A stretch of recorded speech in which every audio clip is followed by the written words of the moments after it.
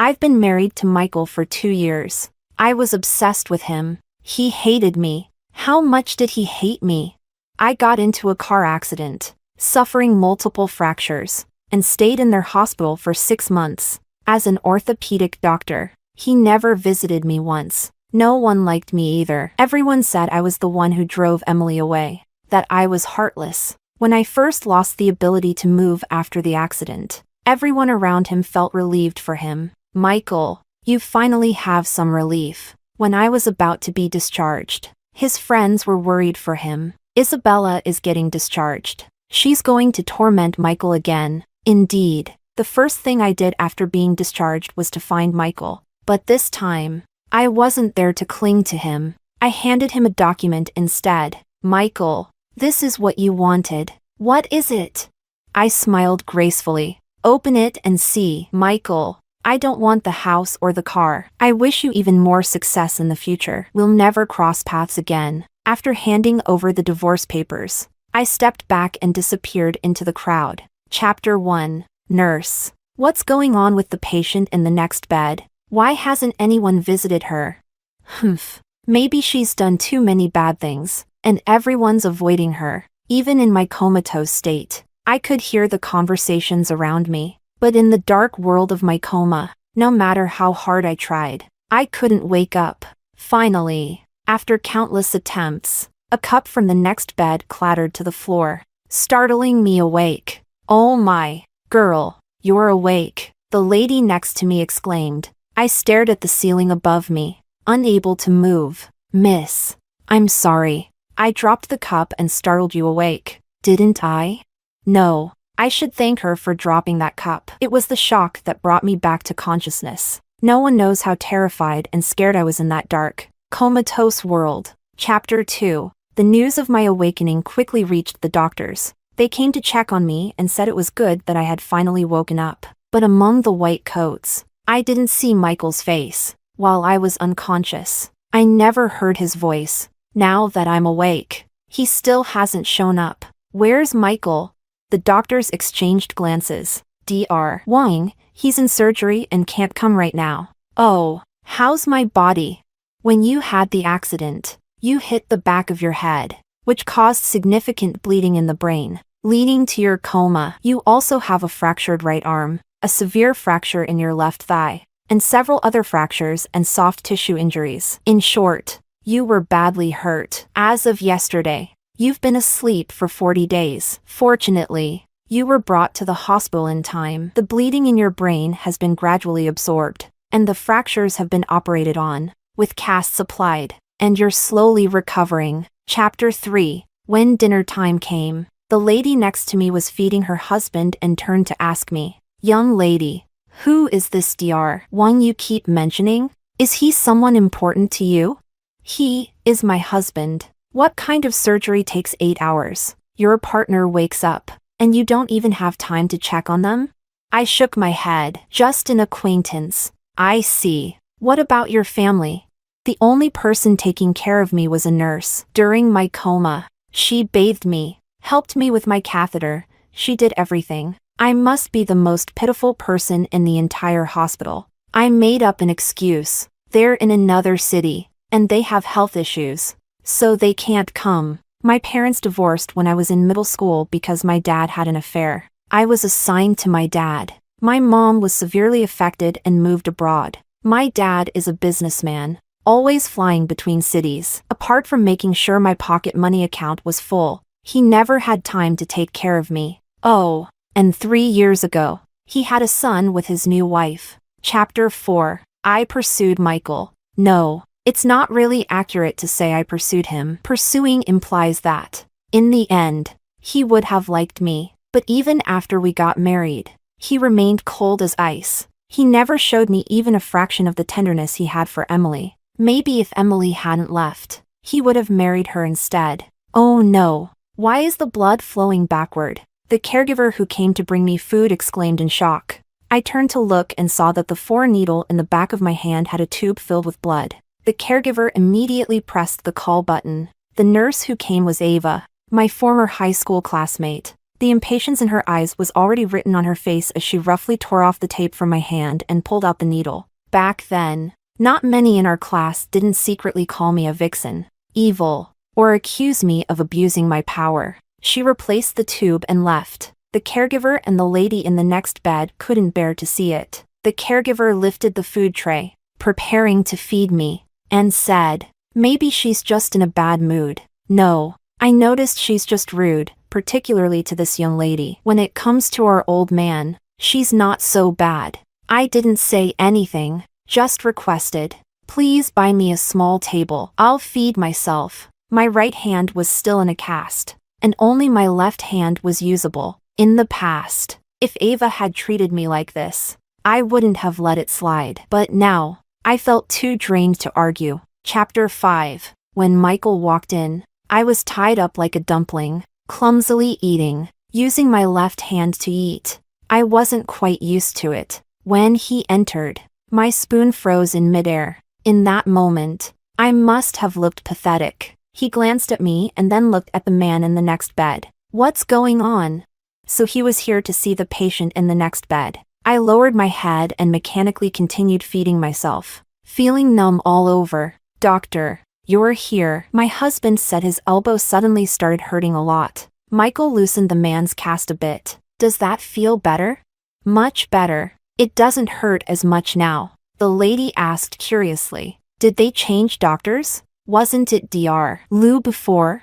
"He had a family emergency, so I'm covering for him for a couple of days." "I see." "Young man, you look so young. Already working at the 3rd hospital. Quite impressive. Do you have a girlfriend?" Michael dodged the question. The cast was too tight, putting pressure on the elbow, which caused the pain. "In the future, if this happens, call the doctor right away." After dealing with the man in the next bed, it seemed he hadn't left yet. I kept my head down, mechanically eating, when a pair of white shoes appeared by my bed. A nurse came running over. "Dr. Wong, there's an emergency." The white shoes disappeared again. I looked out into the darkness outside and sniffled. Chapter 6. Since then, Michael hadn't visited me. Dr. Lou returned, so Michael didn't need to cover anymore. All of us in this room were Dr. Lou's patients. I heard there was a massive car accident that night, with many people injured.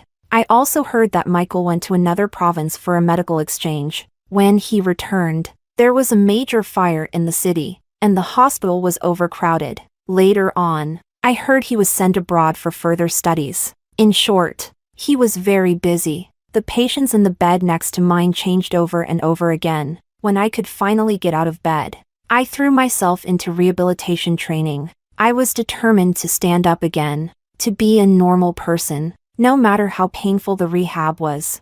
I gritted my teeth and persevered in that rehabilitation room like the other patients. Of course, during this time, I became a joke in my old social circle, the proud, cold peacock, bedridden after a car accident, unable to take care of herself, needing others to do everything for her. Before, we were all medical students at Peking University, but during my internship year, I injured my hand and couldn't become a surgeon, so I gave up the profession altogether. Several of my former classmates had joined the 3rd hospital, but no one felt sorry for me. They just saw it as my karma. After all, everyone believed that I had been the one who ruthlessly forced Emily away, causing her to leave for another country. Chapter 7. Everything is completely normal now. Great job. 4 months later, when I was finally able to walk a normal distance without any equipment, the trainer who had been helping me with my rehabilitation clapped his hands. "Thank you for being there.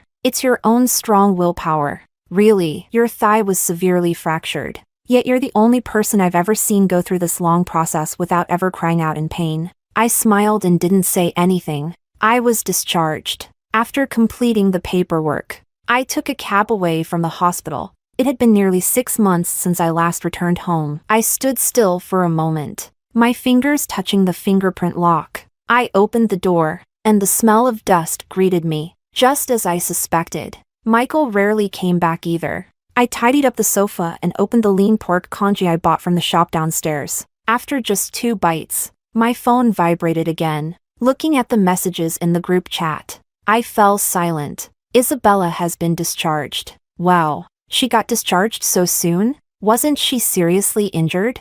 She's going to start pestering Michael again. Michael must have owed her in a past life to be stuck with her in this one. Stop it. She's still in this group. If she sees this, watch out for revenge. Oh no. Sent to the wrong group. Quickly. The messages in the group were deleted. I turned off my phone and continued eating the congee. I slept alone that night. Michael didn't come home. At dawn, I lifted my stiff hand, covering my eyes for a moment before getting up and getting dressed.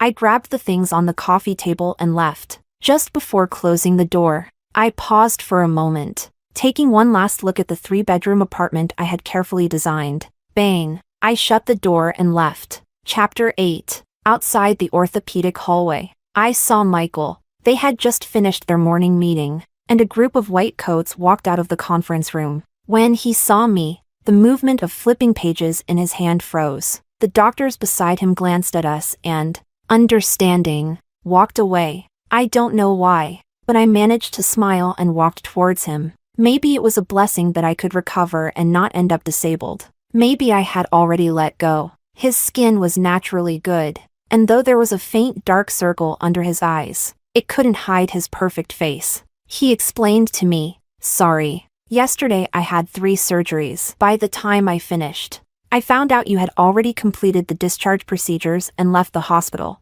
I nodded and handed him the documents I was holding. "This is for you." "What is it?" His eyes showed a moment of confusion. I shrugged and smiled, feeling at peace. "Open it, and you'll know. It's what you wanted." "Michael, I don't want the house or the car. I wish you even more success in the future. We'll never cross paths again." After handing over the divorce papers, I stepped back and disappeared into the crowd. Chapter 9. At the airport, I took out my phone and deleted the pinned contact. I left the class group chat. I went to a small town. After landing that evening, I showed up at my cousin's place, where she was taking care of her child. "Mama, it's Auntie." My cousin came out of the kitchen and glanced at my suitcase. "Did you have a fight?" "We ended things, but you loved him so much."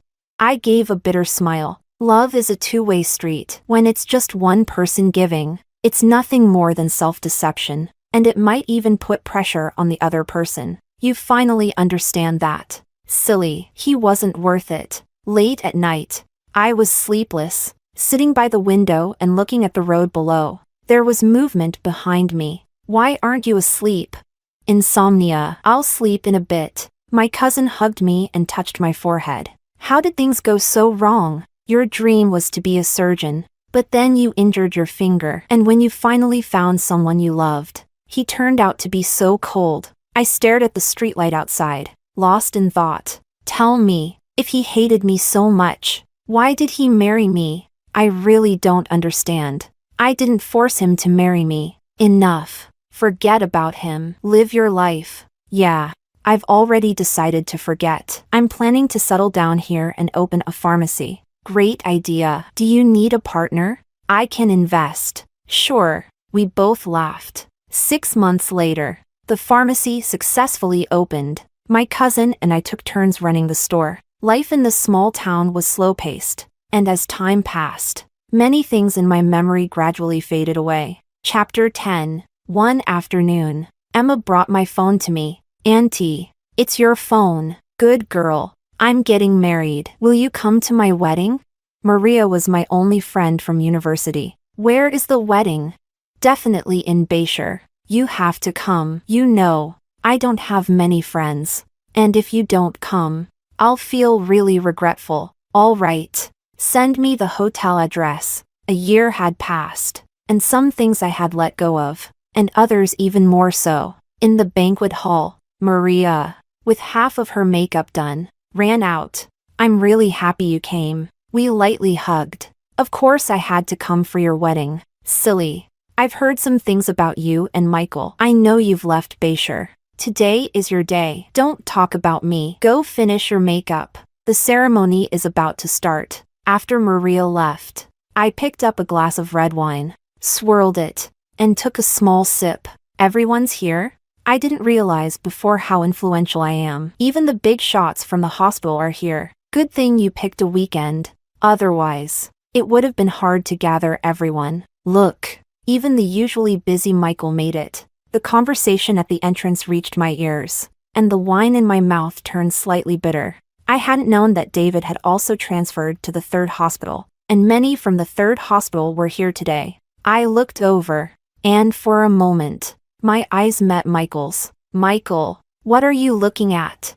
Everyone noticed me then. There were several surprised glances. Michael withdrew his gaze and took out his wallet to give a gift. When I saw who stood next to him, ready to give a gift as well, even though I had prepared myself mentally, I still froze for a moment. Emily was back, but it was only for a moment. I looked away, focusing on the wisteria flowers hanging outside the window, and as the wind blew, those knots in my heart seemed to disappear as well. Since entering university, people had always said they were a match made in heaven. Now, from their perspective, it seemed they had finally found their happy ending. The wedding banquet began, and everyone took their seats. The people from the third hospital were seated together at one table. Today's groom is a doctor at the third hospital. Doctors are really in demand these days. Did you see? The table next to us is full of the groom's colleagues. If anyone has a single daughter at home, better go ask for their WeChat.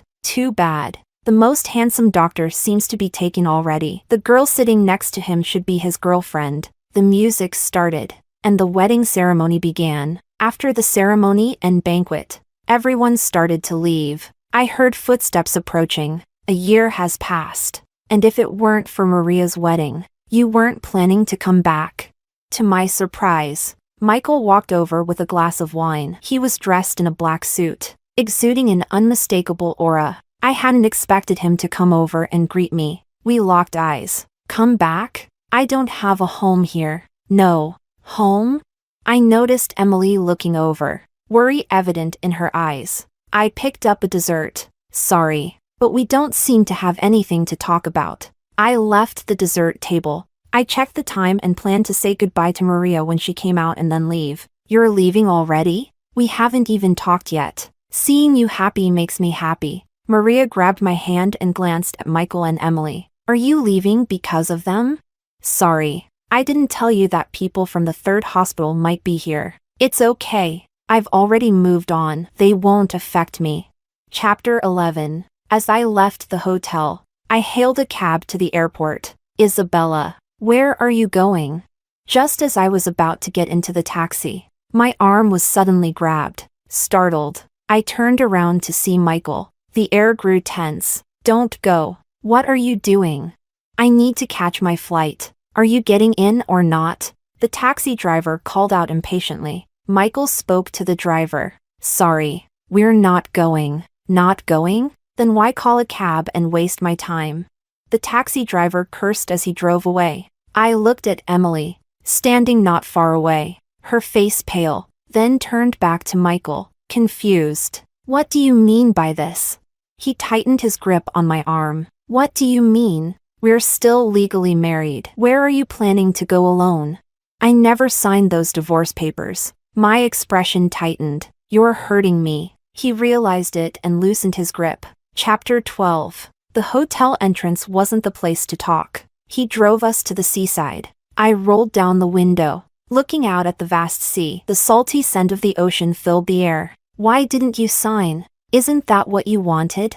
I watched him clench the steering wheel. What I wanted. Just say what you need to say. He suddenly reached out and tightly grasped my hand. Chapter 13. Not coming back tonight? Did something happen? Did you run into Michael? I took a deep breath and glanced at the man pouring water. So, you really did run into him. Is that why you're not coming back? Isabella, has your brain been stuck in a door? You finally started over, and now you're going back to get hurt by him again. Is that your cousin? I didn't know when Michael had approached. Give me the phone. He reached out and took the phone from me. Cousin, it's me, Michael. The voice on the other end grew increasingly agitated as Michael took the phone out to the balcony. I withdrew my gaze. Looking around the room, I remembered that the day I left, the place had been covered in dust. Now, it was spotless and bright. 10 minutes later, Michael came back and handed me the phone. Why aren't you drinking your tea? I remember you used to love making this. I frowned slightly. Get some rest. Tomorrow morning, we'll go to the Civil Affairs Bureau. After that, I have to get back to the pharmacy. My cousin can't handle it alone. Which room should I sleep in? The agreement had been prepared a year ago. I didn't want this house anymore. And now, sitting here, I was just a guest. At the seaside. He had smoked a cigarette at the end. Even if you want to leave, at least go to the Civil Affairs Bureau and get the divorce certificate. I didn't know when he had picked up the smoking habit. His body stiffened. The phone on the coffee table lit up. It was a message from the discussion group. Did everyone see Isabella at David's wedding today? How could you miss her? She's so noticeable. They say doctors are usually busy. I didn't realize these people could have so much free time. I wonder what she's doing back here. Could she be trying to win Michael back? Michael picked up his phone. After a moment, the group chat was disbanded. There's a new barbecue place that opened downstairs. It's pretty good. Want to have some late-night snacks? I stood up. I'll sleep in the study. You should rest early. Tomorrow, we'll get in line early. The study hadn't changed at all, but lying there, it no longer felt like home. The barbecue is ready. Come out and have some. I didn't respond, pretending to be asleep. After a moment of silence, I heard footsteps retreat. From the study window, I could see a corner of the living room, still lit. At midnight, the living room light finally went out. At dawn, I got up.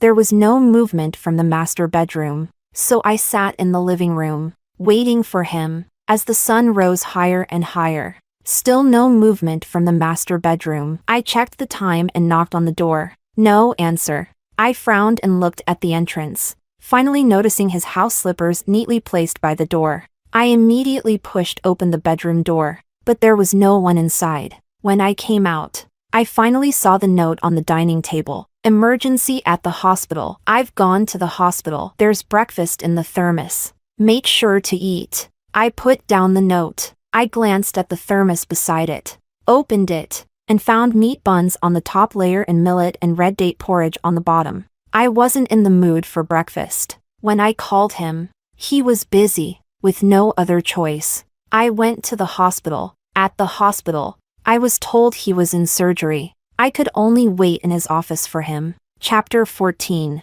His brother, Victor, came in. He looked like he had just finished a night shift. We made brief eye contact, and then I looked away in disgust. Victor had always been the one who supported Michael and Emily the most. This time, however, he didn't mock me. Michael can't leave the operating table for now. If you're bored, you can use his computer. He also opened Michael's drawer and took out a bag of snacks, placing it on the table. These are from Michael. He bought them for you. He grabbed his phone and left again. I was stunned. The bag was filled with the chips I used to love, but I didn't have any appetite. I had not only forgotten those painful memories but had also let go of many unhealthy habits along with them. I ended up waiting until 4 p.m. Michael finally came off the operating table, looking exhausted. When he saw me, he looked a bit surprised. I held up the file in my hand, expressionless. I've been waiting for you. There's only 1 hour left.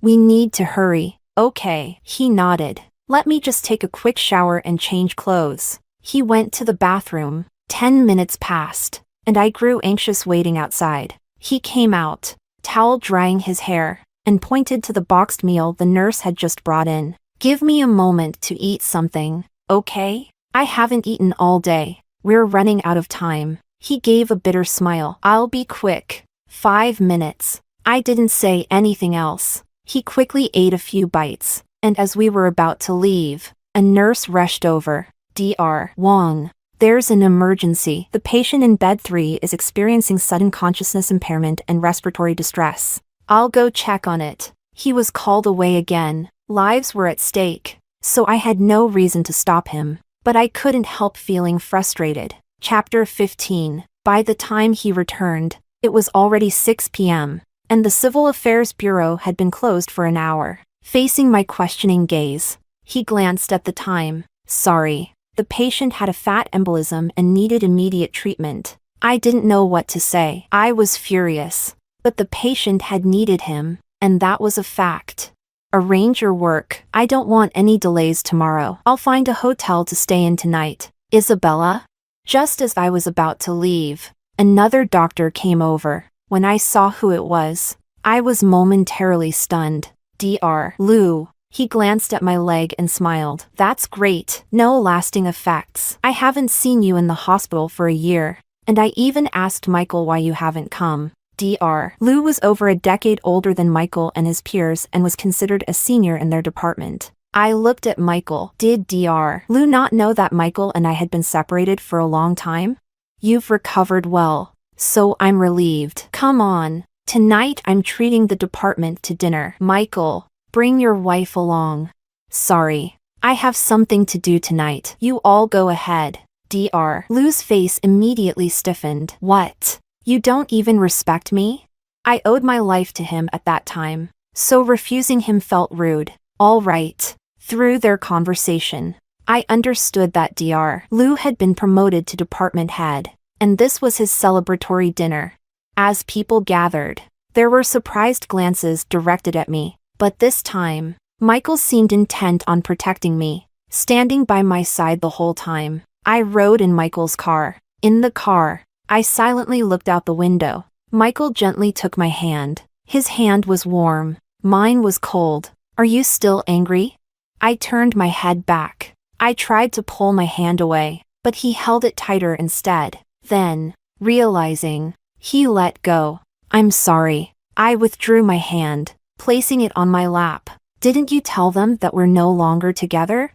Except for that one time I mentioned to Victor, after having too much to drink, that you had given me the divorce papers. No one else knows. If anyone asked about you, I said you were traveling. So, apart from our old classmates, no one knew that we hadn't seen each other in a year and that this meeting was for a divorce. There's coke in the glove compartment. I don't want any. Your tastes have completely changed. I didn't respond, just opened my phone and started scrolling. Chapter 16. When we arrived at the private room, everyone took their seats and ordered food. Some people had brought their spouses. I couldn't fit into the atmosphere. I ate in silence. Michael served me food twice, but I left the dishes untouched.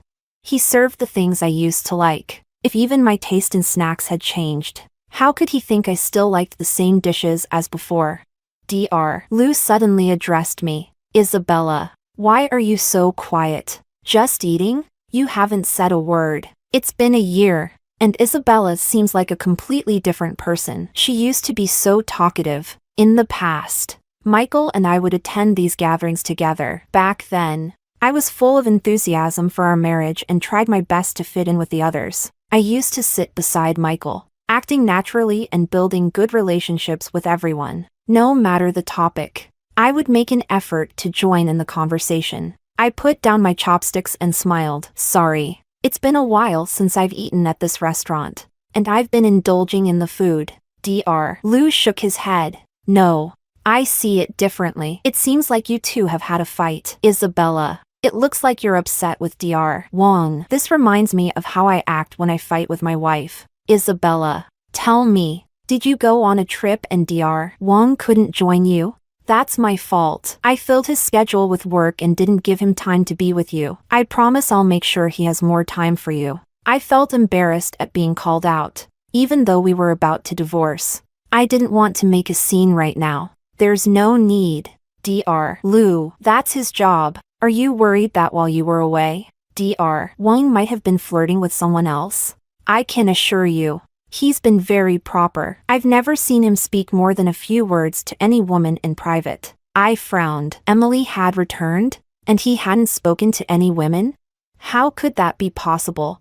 But Dr. Lou insisted. I wouldn't lie in front of everyone. Chapter 17. Midway through the dinner, I got up to go to the bathroom. I splashed some cold water on my face. Dr. Lou's wife, Mrs. Young, also came into the bathroom and smiled at me. Mrs. Young, I nodded. It's been a long time. You've lost some weight. Mrs. Young patted my shoulder. Can you tell me what's going on between you and Dr. Wong? The girl who used to look at Dr. One with shining eyes seems to have lost that light. I knew Mrs. Young was concerned about our relationship. Mrs. Young. I don't have any feelings for him anymore. Mrs. Yang's mouth opened in surprise, and she fell silent for a moment. I don't know exactly what's going on between you two, but I can tell he cares about you. During the time you were in a coma after the accident, if he wasn't sent out of town, he spent the nights at the hospital watching over you. Especially during your time in the ICU, he slept by your bedside. When you had the accident and were brought to the hospital, he was in another province, assisting in a surgery with the director. As soon as he heard about your accident, he rushed out of the meeting and came back immediately. Because of that, the entire hospital reprimanded him. I was completely stunned. Had he really stayed by my side while I was in a coma? Mrs. Young sighed.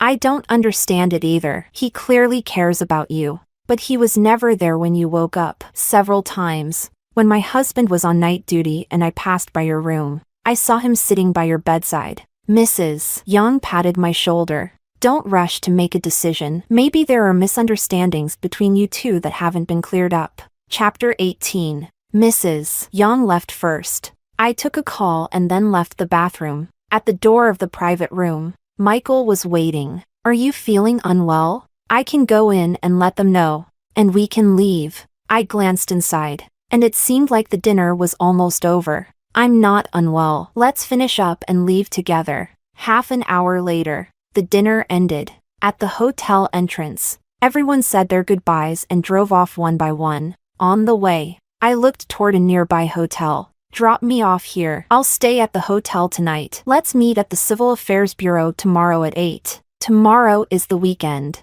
The Civil Affairs Bureau is closed. I immediately opened my phone to check the date. I was really distracted. I hadn't noticed tomorrow was the weekend. Let's go back home. I snapped. Michael, can you respect me? You've been dragging me around all day. Do you think this is fun?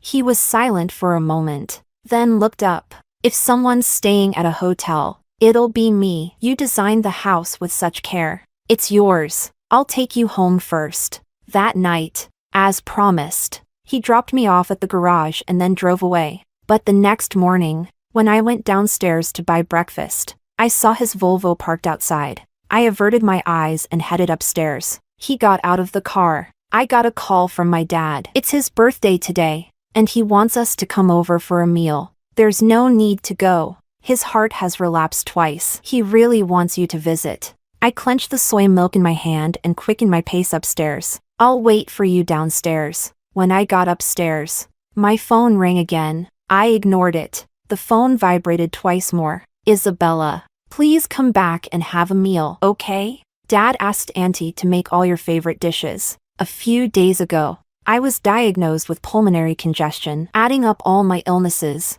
I might not have many years left. I know I failed you and your mother, and you hate me, and you should. But Dad still cares about you. He just wants to see if Michael is treating you well and if he's taking good care of you. I turned off my phone and tossed it aside. Chapter 19. When we arrived at the Wong family home, Michael opened the trunk and took the canned goods from my hands. This is heavy. Let me carry it. Margot, who was playing in the yard, glanced at us and then ran inside. Dad, sister is here. Before entering the house, I watched Michael's back for a moment. I felt a bit puzzled. In the photo album I made, there's a picture of me with my parents. I once saw him holding my dad's picture with a strange look in his eyes, almost as if it were hatred. I had once tried to subtly ask him if he knew my dad. He used work as an excuse and avoided discussing the topic. I snapped out of my thoughts and followed him inside. Sister is here?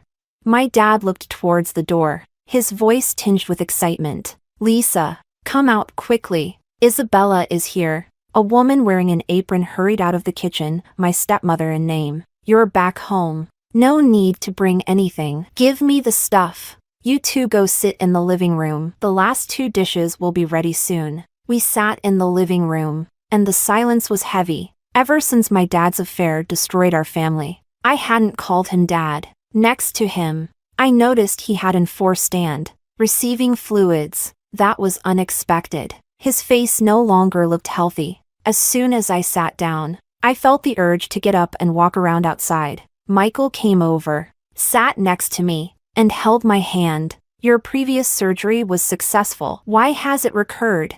Auntie brought over a fruit plate and tea. Now that you're here, please talk to him. At his age, he shouldn't be working so hard. The last time it happened, he collapsed in less than a minute. I was so scared I could barely dial 120. It's not that serious. All right. Go watch the stove. Don't listen to your aunt. She likes to exaggerate. The doctor said that as long as I rest properly, there's no major issue. I stood up. I'm going to take a walk outside. He then instructed Marco, who was playing nearby. Marco, go accompany your sister outside. Marco dropped his Lego. Okay. Marco trotted out with me. From the look in his eyes, I could tell he was unfamiliar with me, yet he seemed to want to get closer.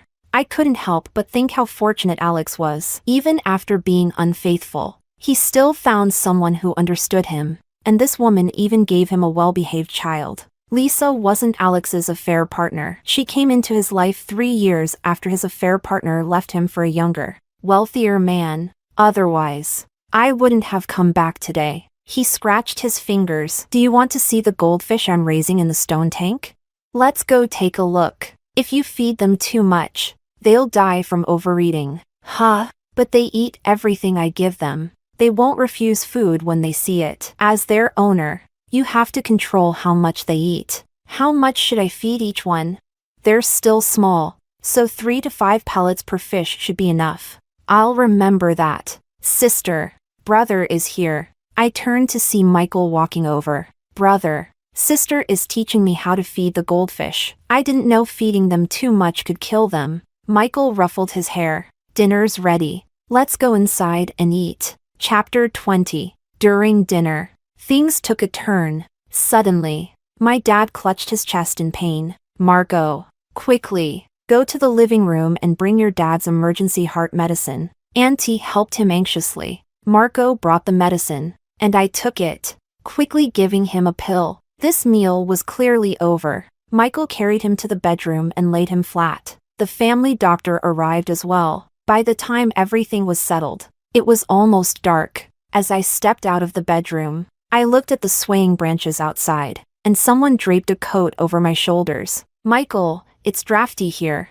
Be careful not to catch a cold. The doctor came out. I asked him, how is he? Is there any danger?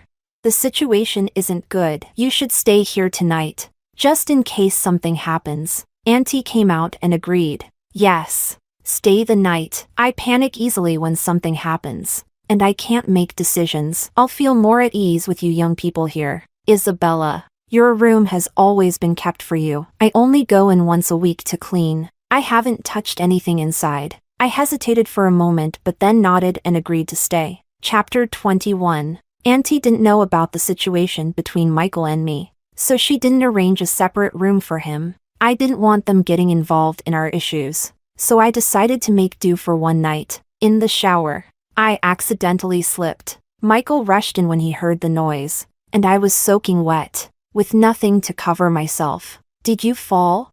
I must have twisted my ankle because it hurt intensely, but I stayed seated, covering my chest. It's nothing, just go out first. Michael frowned, grabbed a towel from the rack, wrapped it around me, and stubbornly lifted me up. You twisted your ankle. Let me carry you out first. After he placed me on the bed, I quickly grabbed the blanket and wrapped myself up. Michael left. Auntie, do you have any medicinal liquor? Yes. I heard Isabella's voice earlier. Did she get hurt? Michael quickly brought a bottle of red medicinal liquor and poured some into his hand. By the time he finished his shower and came out, I had already closed my eyes. Soon, the other side of the bed dipped as he lay down, pretending to be asleep. I could feel him moving closer. Then, becoming bolder, he pulled me into his arms. I pretended for a while, but I couldn't keep it up and opened my eyes, staring straight at him. He froze for a moment, then leaned down and kissed me passionately. His kiss was gentle, tender, and made me want to sink into it. It wasn't until I realized what I was doing that I pushed him away and gasped for breath. Staring at the ceiling in a daze, I smiled. but tears flowed from the corners of my eyes. What was he doing? We were married for 2 years. And he hated me. Now that we're getting divorced, he's showing me all this tenderness. Just like earlier when he rubbed my foot after I twisted my ankle. His touch was incredibly gentle. It's all over. And yet he still kisses me tenderly, pulling me back in. Does he want me to chase after him for another 2 years? When he saw my tears, he seemed a bit panicked and reached out to wipe them away. I'm sorry. It's my fault. I made you cry. You can hit me, yell at me. Just don't cry, okay?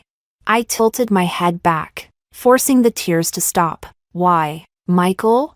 Mrs. Young said that when I was in a coma after the car accident, you stayed by my side. Is that true? After a moment of silence, he nodded.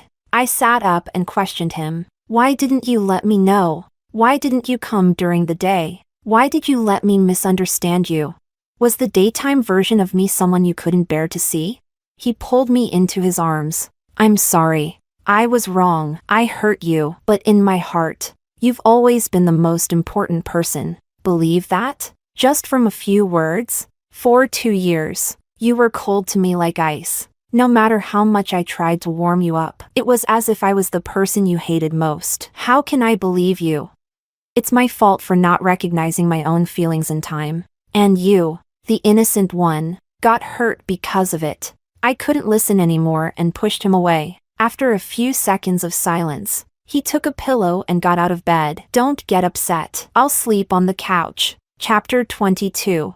I went downstairs early in the morning. I stared at the figure sitting on the sofa, momentarily stunned. The man turned slightly and smiled at me. You're up. What are you doing here? I hadn't seen Daniel in many years. I once considered him half a brother. He stood up. I heard Uncle Chin hasn't been well lately, so I came to check on him. He had matured a lot. He used to love flashy clothes, but now he was wearing formal attire. The mischievousness he once had was gone. I'll ask the maid to take you upstairs. He walked up to me. What about you? Won't you take me up yourself?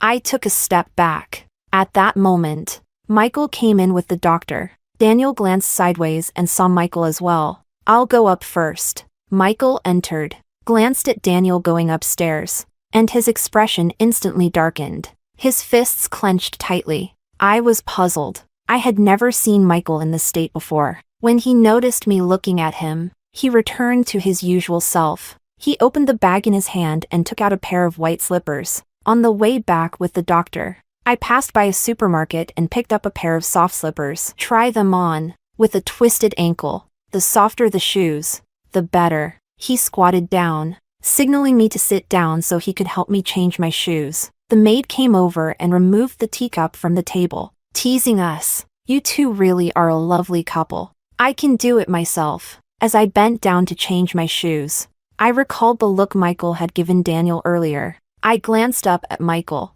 Was there enmity between him and Daniel? Daniel was in my father's room for nearly an hour before coming downstairs. He glanced at me, and his gaze finally settled on Michael. Shall we talk? Let's talk outside. The two of them went out to the courtyard. I watched them from inside, wondering what they could possibly talk about. In my memory, the two had no connection, but the tension between them was palpable, something that anyone could sense. I remember back in college, Daniel came to see me once and met Michael, but Michael didn't say much to him and left for the library. Did they meet again after that? Marco came over with a ball, looking up at me. Sis, can you play soccer with me? I nodded. Okay. The ball rolled towards where the two were talking, so I went to pick it up. I heard you haven't been treating Isabella well these past few years. You have no right to comment on our marriage. No right? If it weren't for you, I would have married her. She would never marry you. Anyone could see that she only saw you as a brother, not as a lover. She likes you. But what did you give her? Endless coldness? Pain? If it were me, I wouldn't let her suffer. You think I wanted to? If it weren't for you guys driving me crazy, warning me off, and then pressuring my father, I wouldn't have struggled with the conflict and let her get hurt. On one side, the person I love most. On the other, the father who raised me. Who do you think I should choose? How could my conscience be at ease? Daniel was silent for a long time. I felt a chill down my spine as I finally heard his voice. I'm sorry. If we had known that you wouldn't let her go in the end, we wouldn't have pressured you so much. Ha. And you think a simple sorry will bring my father back to life? Thud. The soccer ball fell from my hands. The two men turned around, shocked. Isabella, when did you get here? There was a momentary crack in both of their eyes. What were you talking about? I felt a coldness throughout my body as if I were submerged in ice. I stared at Michael. What do you mean by bring my father back to life? Daniel, what did you do to Michael's father? No. What did you all do? Who else is involved? What have you been hiding from me? I had a premonition that the truth behind this would be unbearable, but I had to face it. Michael never mentioned his father in front of me. Whenever I asked, he would get impatient. Michael gently placed his hand on my shoulder. Don't get upset. Calm down, and I'll explain everything. I want to know now. Please, tell me. Daniel spoke up. I'm sorry, Isabella. It's me. I liked you for a long time, but you only saw me as a brother. When you fell for Michael, I was young and impulsive. I thought Michael didn't deserve you, so I tried to humiliate him with money, telling him to stay away from you, but he didn't take a penny and told me not to play childish games. I felt insulted. What right did he have to act so proud? I became furious and, after finding out he had a father working in this city, I hired some people to beat his father severely. I couldn't believe what I was hearing. I slapped Daniel hard across the face. Bastard. Daniel's face froze on one side. I'm sorry, Isabella. If it makes you feel better, you can slap me as many times as you want. Hitting you would only dirty my hands. You're inhuman. Do you even realize that it wasn't Michael who stayed away from me? I liked him. I approached him. You beat him and, heartlessly, attacked his father too. Why didn't you just kill me first? Isabella, get out! I never want to see you again. Hate me if you want. Over the years, I've suspected that Michael's coldness towards you was because of his father, and I've been tormented by it. I know I ruined your happiness with my own hands, but I couldn't bring myself to tell you. I knew that once you found out the truth, you'd hate me to the core. Now that it's out, at least I'm relieved. I was the one in the wrong, and I'm the one who should pay for it. I hope you two stop hurting each other and be happy together. Wait, who else is involved? Besides you? No one. It's just me. You misheard. I smirked. Believe me, or not, I've already figured it out. Daniel turned back. It's really just me. Don't overthink it. He looked at Michael for support. Michael nodded. There was no one else. I wished Michael was telling the truth, that there was no one else. But how could I have misheard? It turns out Michael truly loves me. At this moment, he wants nothing more than to protect me and not pursue the truth any further. It was my father, wasn't it? You two came up with this together. Beat Michael's father, hoping Michael would hate me. My dad has always liked you. He mentioned more than once that he would feel at ease if he could entrust me to you in the future. I was met with silence. The truth, when unveiled, was bloody. Chapter 23. I couldn't process any of it. Maybe, for the rest of my life, I'll never be able to digest this fact. It's all in the past. Don't dwell on it anymore. Let's cherish the present, okay?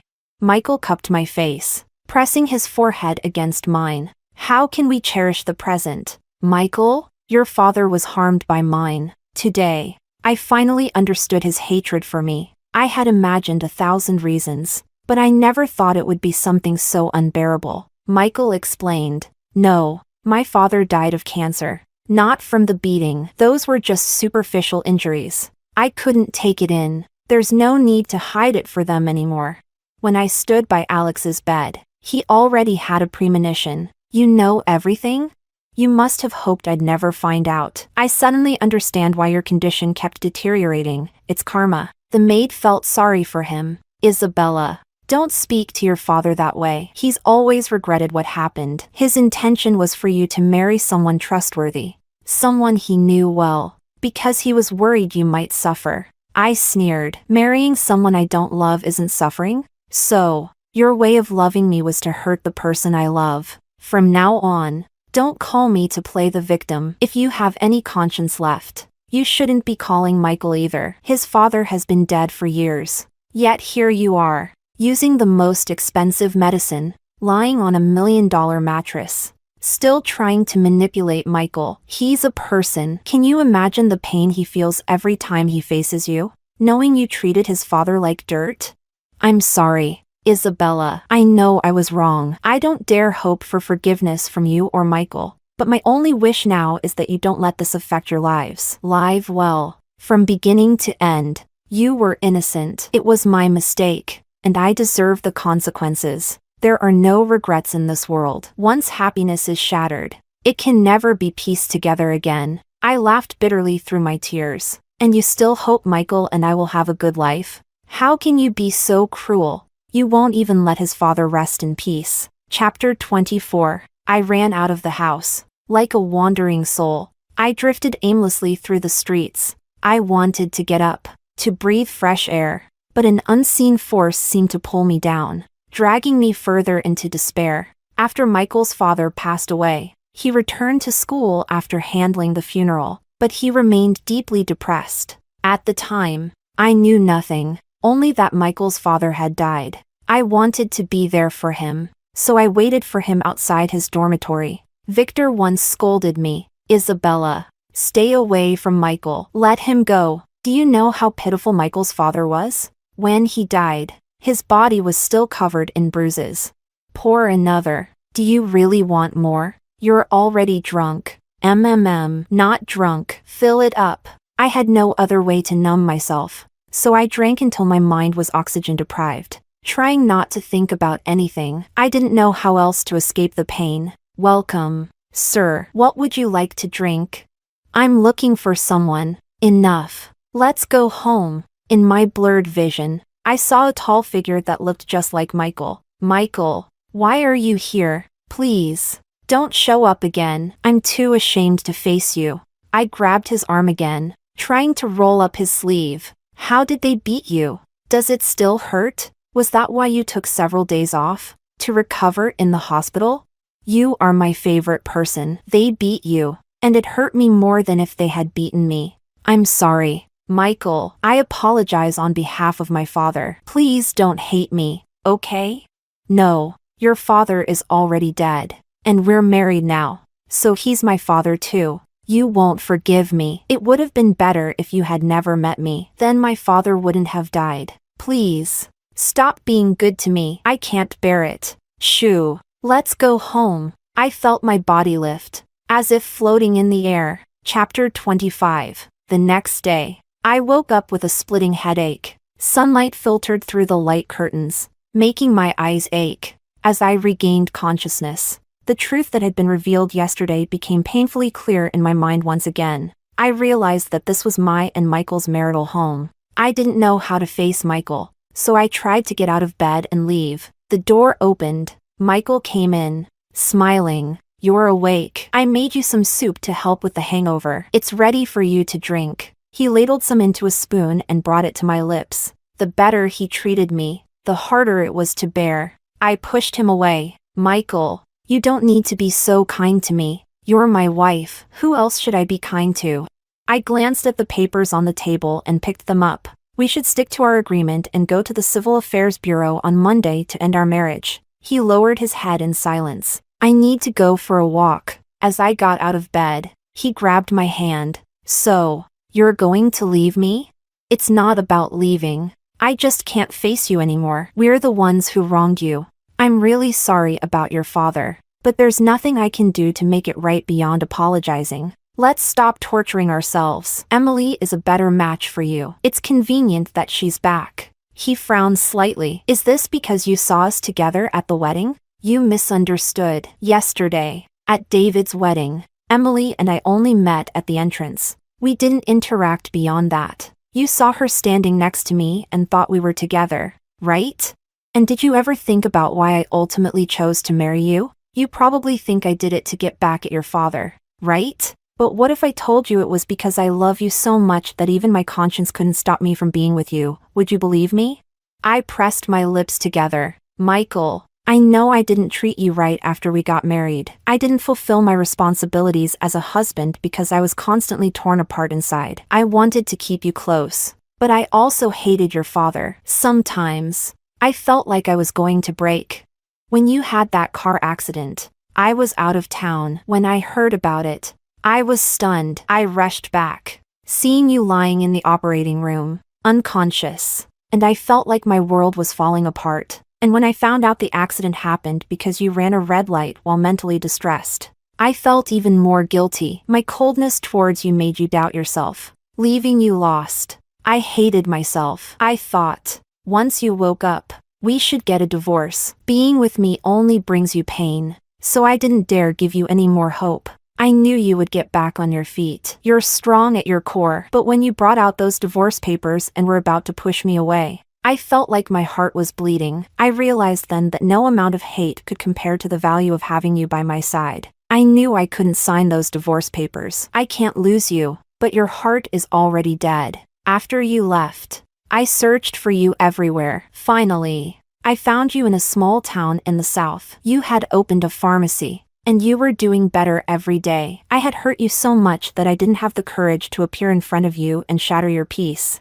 When I heard Maria was getting married, I was excited. I guessed that you would come back for her wedding, and then we would finally meet again. At the wedding, I saw you again. Inside, I was so thrilled, but I tried to stay calm. I didn't know how to approach you or what to say to start a conversation naturally. When I saw you were leaving, I panicked and ran after you, grabbing your hand. This time, I couldn't let you go. Michael's grip on my hand tightened. I could feel how desperately he wanted to keep me. But your father is dead. With that factor in play, you'll always carry that burden in your heart. My father died of brain cancer. He was seriously injured that time, but they were all superficial wounds. You have to believe me. But what your father did has always haunted me. Then why did you keep taking his calls? Why did you go back with me to see him? He didn't deserve it. Because, from the beginning, we both loved you so much. Back then, he was afraid that being with me would mean you couldn't have the life you wanted. He wanted you to marry well. Any other father would have been upset if their precious daughter wanted to marry a medical student with no background, and they would have tried everything to keep you apart. You may have seemed cold and distant to him, not wanting to talk, but I could see that you wished he could be healthy and free from suffering. Actually, your father talked to me early on, warning me to stay away from you. He said he had already chosen your future husband, someone with a good family background, someone you had known since childhood. You, not knowing any of this, kept coming to me, clever and adorable. I bit my tongue and rejected you 3 times, but you didn't give up. You have no idea how hard it was for me to turn you down each time. When Daniel came to see you at school, I could see you only saw him as a brother and didn't like him romantically. Ironically, he had some guys beat me up and warn me to stay away from you or else. He didn't realize that his actions made it clear what kind of person he was: arrogant and overbearing. If you two had gotten married, he wouldn't have respected your feelings. I couldn't trust him with you. But in the end, how am I any better than him? After we got married, my coldness hurt you the most. From the start, you were innocent, yet you bore the greatest pain. If you still want a divorce, I'll respect your decision. Suddenly, he smiled again. At first, because of some bad rumors about you in the school, I just wanted to stay away from you. I assumed you were a little delinquent, but you had a certain pride, and despite your shyness, you kept approaching me. After spending time with you, I realized that you were nothing like the vicious, domineering girl the rumors made you out to be. On the contrary, you were not only beautiful but also kind-hearted. I secretly watched you study by the nameless lake, bandaging the injured leg of a stray cat on campus, and donating your pocket money to a disabled beggar on the street. Those rumors were just made up by girls who knew they couldn't compete with you and wanted to push you out with baseless accusations. From beginning to end, the only person I've ever loved is you. As for Emily, in the beginning, I only spoke to her to reject you. She came to talk to me, and we exchanged a few words. The rumor that we were childhood sweethearts started just because we took the same train to the hospital on registration day. Do you remember? The last time you asked me whether I wanted you to go abroad and leave me forever, or marry you and let you stay in my life. After thinking about it all night, I grabbed your hand and said, "Let's get married. If only you could give me the same choice again, how wonderful would that be?" I lifted my head slightly, but in the end, I pulled my hand away from Michael's. Chapter 26. Let me hold on to this document for now. He pulled the divorce papers from my hand. I hope you'll reconsider. Isabella. Just remember, I love you and want to grow old with you. I left and wandered aimlessly through the streets, until my phone rang. Isabella, are you back yet? Cousin, what's wrong? Can you come back quickly? Emma is missing. I've searched everywhere and can't find her. Please come help me look. I was shocked. How could Emma be missing? I'm coming back right away. Thankfully, it was just a scare. I hurried back. And before dawn, my cousin and I found Emma asleep in the park. My divorce with Michael was temporarily put on hold. Another 6 months passed. The sky was bright blue that day. I organized the medicines on the shelf and returned to the cashier's desk.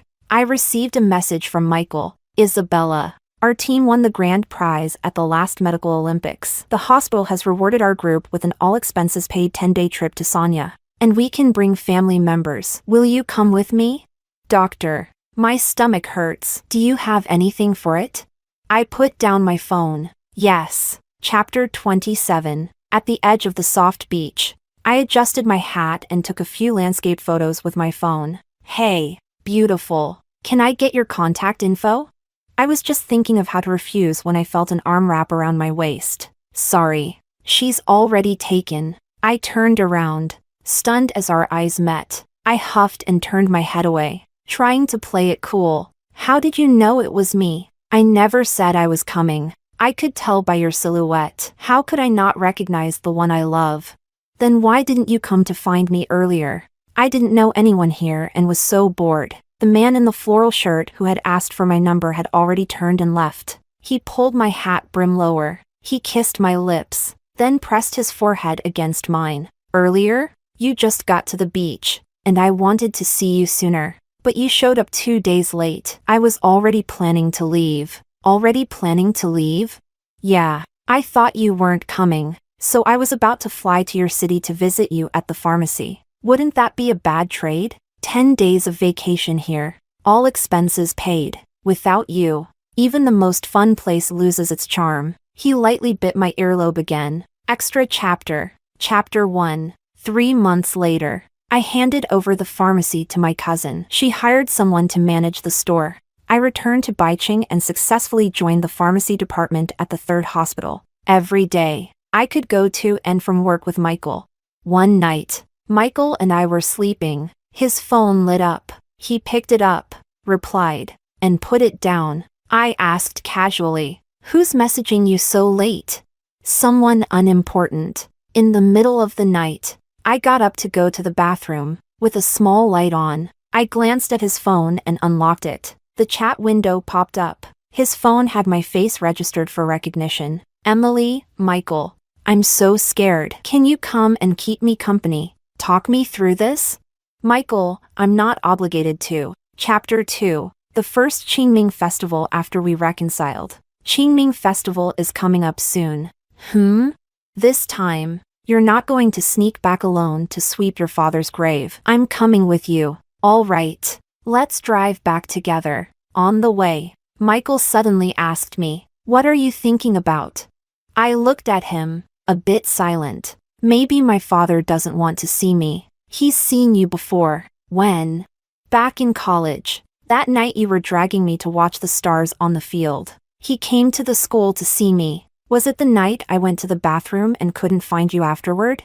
Yes. That night, you went to the bathroom, and he came over to tell me that he was working in the city and decided to visit me. Actually, he had already seen us. Seeing that you were there, he didn't want to disturb us. He brought me some clothes, and I went back to the dormitory with him to put them away. Oh, that night, I think I bit your arm. I hope he didn't see that. It was frustrating. The news had predicted a meteor shower that night, and I wanted him to watch it with me. But he was particularly cold to me during that time. Even though he had been fine with me before, he had taken a short break and come back home.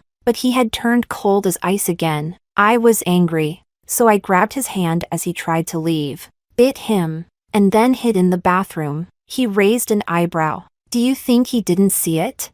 I instantly felt my face flush with heat. That was his first impression of me, and it wasn't a good one. He must not have liked me very much. After a moment, Michael chuckled. Do you know? After that, he increased my living expenses by 500 yuan a month. Why? He said you looked too skinny and told me to make sure you were eating well. So, Dad thought I was your girlfriend back then? So, you didn't deny it. Huh? You considered me your girlfriend from the start, but you never acknowledged it in school. You're so difficult. And am I as difficult as you? Remember our first date? Someone wore high heels, got blisters, and still pretended to be fine in front of me to look ladylike. Bringing up old, embarrassing stories. Huh? Dad gave you an extra 500 a month to take care of me, but I never saw you even buy me a bottle of water. He tapped the steering wheel with his fingers. Because you wouldn't listen. How was I not listening? Ever since I met you, I've become much more agreeable. I don't even have a temper in front of you. Did you stop drinking soda when I told you to? Did you stop buying me things when I asked you not to? I silently shut my mouth. I felt a bit wronged. We were still students back then, and it wasn't like I drank soda all the time, just occasionally. And when I bought things for him, it was because I thought they suited him and really wanted to get them for him. He suddenly handed me a card. Here, this is for you. I was confused. Why are you giving me a card? This card has the 500 yuan Dad gave me each month for you. I opened an account and saved it all in here. Now, it's yours. Buy whatever you want. I was stunned as I took the thin card. My heart filled with a bittersweet feeling. This card held the acknowledgement from Michael's father. Although Michael's father wasn't a prominent figure, he was a respected train driver. Did Dad ever know who beat him up? They warned him to keep his son away from you. What do you think? Then Dad must have hated me and disapproved of our relationship. In his life, he never did anything particularly notable, but his greatest trait was his sense of right and wrong. He would never blame a young girl who didn't know anything. Michael slowed down the car and pulled over to the side of the road. He took my hand, the one that had been injured by a scalpel during surgery. Especially not when that girl hurt her hand for his son and even gave up her beloved career. With such a wonderful girl, how could I ever let go? I was shocked. How did you find out? When that scalpel fell, it cut my index finger. Everyone thought it was just because I happened to be standing there. But in reality, I had deliberately reached out to block the sharp scalpel, preventing it from falling onto Michael's head. My hand was instantly stained with blood. I always thought it was just an accident until a similar incident happened in the operating room, and I realized you had intentionally protected me from disaster. The scalpel had slipped due to Emily's improper handling, and Michael was right there, adjusting the lifting device. I was also there, and as I raised my hand, the blade sliced into my index finger. Though I received prompt treatment, the cut went deep to the bone, and after the stitches were removed, my hand trembled slightly when holding a scalpel. The operating table is a serious and sacred place, leaving no room for carelessness. So, I had to give up my dream of becoming a surgeon, but I didn't regret it. If someone had to give up their dream that day, I would have chosen myself. Whether in terms of passion or skill, Michael would always go further than I could in the field of medicine. Among our batch of interns at the hospital, he was the most outstanding. The department head admired him greatly. Emily made a mistake and was sent back to school by the hospital. No other hospital wanted her, and feeling humiliated, she volunteered for an assignment in Africa. But she was a master manipulator of public opinion. Despite her incompetence and the disaster she caused, the story turned into me forcing her out of the country to monopolize Michael. Fortunately, bad people rarely meet a good end. I heard she was later diagnosed with uremia. Chapter 3. On the way back, I glanced at the date, suddenly realizing something, and gently placed my hand on my belly. Michael noticed and asked, "What's wrong?" I smiled, teasing him with a little mystery. "What do you think?" Michael froze for a moment, then got excited. "Could it be? There's a hospital up ahead. Let's go check." After the examination, The doctor handed us the results with a smile. Congratulations. You're pregnant.